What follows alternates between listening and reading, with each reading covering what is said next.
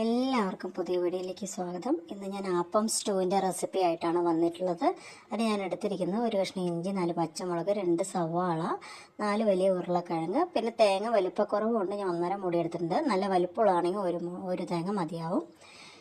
ഞാൻ ആദ്യം തന്നെ ഉരുളക്കിഴങ്ങ് കഴുകിയ ശേഷം അത് കട്ട് ചെയ്തിട്ടാണ് വേവാനിട്ടിരിക്കുന്നത് കുക്കറിൽ. അതൊന്ന് വെന്ത് വരട്ടെ. അപ്പോഴേക്കും നമുക്ക് തേങ്ങ ചിരകി അതിൻ്റെ പാല് 1-ാം പാലും 2-ാം പാലുമായിട്ട് വേർതിരിച്ച് വയ്ക്കുക.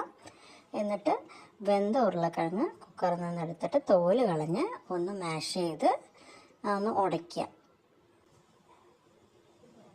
അതിനുശേഷം 2-ാം പാല്, തേങ്ങയുടെ 2-ാം പാല് മാറ്റി വെച്ചത് ഒരു പാത്രത്തിലെടുത്തിട്ട് നമ്മൾ മാഷ് ചെയ്ത പൊട്ടറ്റോ അതിലേക്ക് ചേർക്കുക. ഉരുളക്കിഴങ്ങ് ചേർത്ത ശേഷം ആ 2 സവാള അരിഞ്ഞതും 4 പച്ചമുളക് അരിഞ്ഞതും ഒരു ചെറിയ കഷ്ണം ഇഞ്ചി അരിഞ്ഞതും അതിലേക്ക് ചേർത്ത് കൊടുക്കുക. എന്നിട്ട് പാകത്തിനുള്ള ഉപ്പും ചേർത്ത് നല്ലോണം തിളപ്പിക്കുക. ഉരുളക്കിഴങ്ങൊക്കെ ഒന്ന് നന്നായി മിക്സായി പാലുമായി സെറ്റായി അതിലിട്ടിരിക്കുന്ന സവാളയൊക്കെ നിറം മാറി വരണം, വെന്ത് വരണം. അതിനുശേഷം അതിലേക്ക് കുറച്ച് കറിവേപ്പില ചേർത്ത് 1-ാം പാല് എടുത്തു വെച്ചിരിക്കുന്ന 1-ാം പാല് ഒഴിച്ച് ഒരു ടേബിൾ സ്പൂൺ വെളിച്ചെണ്ണ ഒഴിച്ചു കഴിഞ്ഞാൽ നമ്മുടെ രുചികരമായ സ്റ്റൂ ഇവിടെ റെഡി ആയിട്ടുണ്ട്.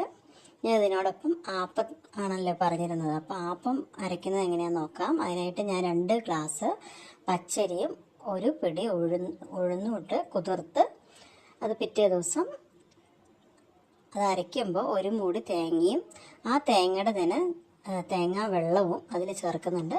പിന്നെ പാകത്തിന് 1 സ്പൂൺ ഉപ്പും 2 ടീസ്പൂൺ പഞ്ചസാര അതിൽ ചേർത്ത് 1 പിടി ചോറ്, നമ്മൾ വെച്ചിരിക്കുന്ന ചോറിന് 1 പിടി ചോറും കൂടി ചേർത്തിട്ടാണ് അത് അരച്ച് സെറ്റാക്കി വെക്കുന്നത്. എന്നിട്ട് ആ മാവിലേക്ക് ഞാൻ ഉണ്ടാക്കുന്നതിന് 1 മണിക്കൂർ മുമ്പായിട്ട് നമ്മുടെ സോഡ പൊടി ഉണ്ടല്ലോ, നമ്മൾ അപ്പസോഡ എന്ന് പറയില്ലേ, അത് കുറച്ച് 1/2 സ്പൂണ് അതിൽ ചേർത്ത് കൊടുക്കും. അപ്പോൾ അപ്പം നല്ല പൊങ്ങി വരും. അപ്പോൾ ഇതുപോലെ ആപ്പച്ചട്ടിയിൽ മാവ് ഒഴിച്ച് ഒന്ന് ചുറ്റിച്ചിട്ട് നമ്മൾ അടച്ച് വെച്ച് ഉണ്ടാക്കുക.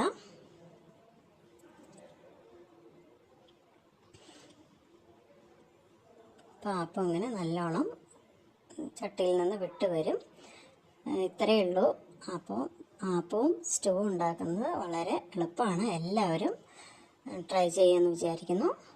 അപ്പോൾ വീഡിയോ ഇഷ്ടപ്പെട്ടാൽ കമൻറ്റ് ചെയ്യാനും ലൈക്ക് ചെയ്യാനും സബ്സ്ക്രൈബ് ചെയ്യാനും മറക്കരുതേ. Thank you.